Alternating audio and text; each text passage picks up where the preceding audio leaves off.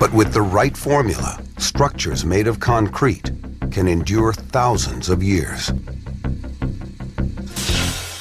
Although other civilizations, including the Egyptians, experiment with concrete, the Romans transform it from a supporting material to a main substance. In Rome, liquid rock fuels the dreams of an empire. The word concrete even originates in Rome. From the Latin concretus, it means grown together or compounded. Roman concrete contains the traditional ingredients of sand, water, and crushed rock. But volcanic ash from the hills of Pozzuoli, Italy, transforms the material. The Romans were very astute architects and engineers, and they recognized that by mixing volcanic ash from Lake Pozzuoli in Italy, they were able to get a concrete that became very hard. This volcanic ash proves to be an adhesive binding agent. It gives ancient Rome a powerfully strong concrete. This innovation allows the Romans to craft an empire from the ground up. Concrete becomes the backbone of a dizzying array of structures, aqueducts, bathhouses, and markets. But today, one structure alone stands as a unique testament to the power of ancient Roman concrete: the Pantheon.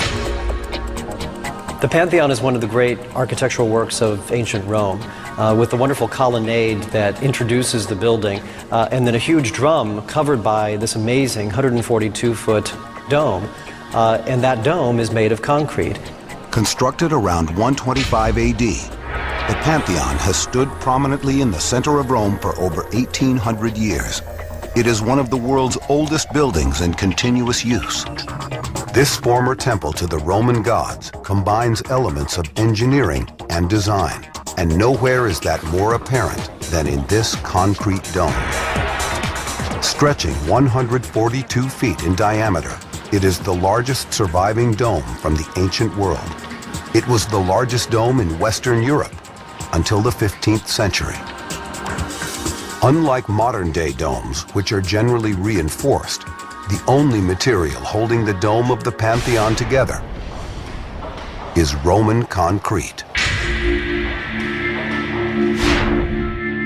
Constructing an unreinforced concrete dome on the scale of the Pantheon is just an incredible engineering achievement. You couldn't do something today because everybody would have praised the odds of your success as so small as you would never get a chance to do it.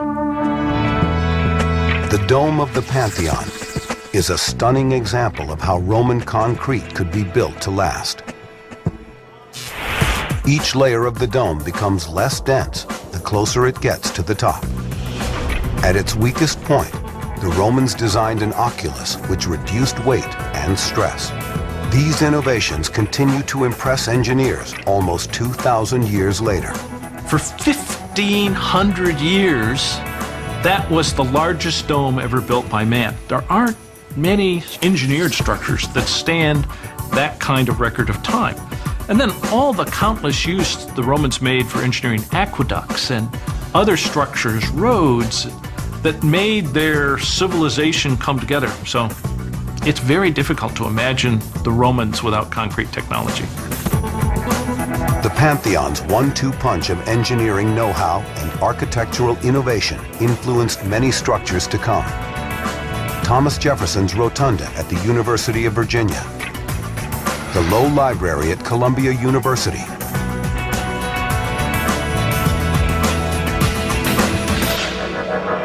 but none comes close to the Pantheon's lasting power. With the fall of the Roman Empire, concrete is relegated to a supporting role. It is no longer the building material of choice. All that remains is the engineering brilliance of the Pantheon and other Roman structures made of concrete.